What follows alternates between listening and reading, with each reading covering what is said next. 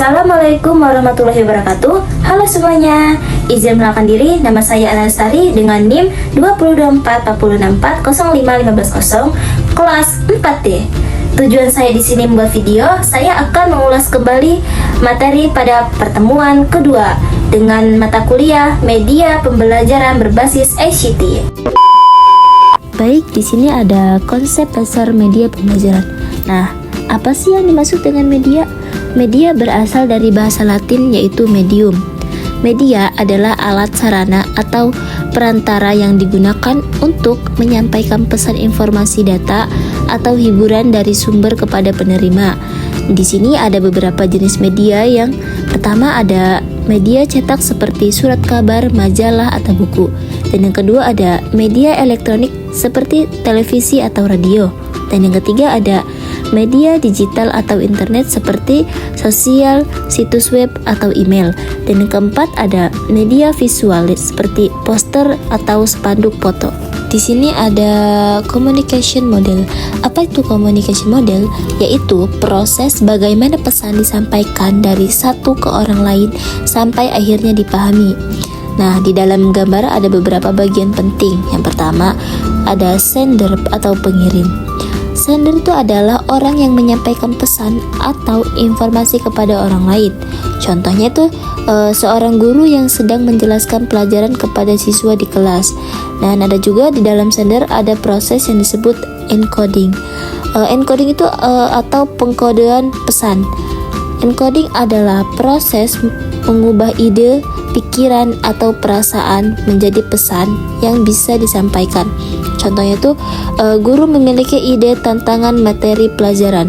Lalu guru menjelaskan dengan kata-kata tulisan atau gambar agar siswa mengerti. Jadi encoding itu cara pengirim menyusun pesan agar bisa dipahami orang lain. Selanjutnya ada receiver atau penerima. Receiver itu adalah orang yang menerima pesan dari pengirim. Nah, contohnya siswa yang mendengarkan penjelasan guru. Nah, di dalam receiver itu ada proses yang disebut decoding. Decoding itu atau memahami pesan. Decoding adalah proses menafsirkan atau memahami pesan yang diterima. Contohnya itu siswa mendengar penjelasan guru, lalu siswa memikirkan dan memahami arti penjelasan tersebut. Jadi decoding itu adalah proses memahami pesan. Selanjutnya ada channel atau saluran komunikasi. Nah, channel adalah media atau jalur yang digunakan untuk menyampaikan pesan. Contohnya itu ada suara atau berbicara langsung, buku, papan tulis, handphone, atau video presentasi. Contohnya itu guru menjelaskan menggunakan suara atau slide PowerPoint. Selanjutnya ada message atau pesan. Adalah isi informasi yang disampaikan dari pengirim kepada penerima. Nah, contohnya itu materi pelajaran, informasi, perintah, pendapat.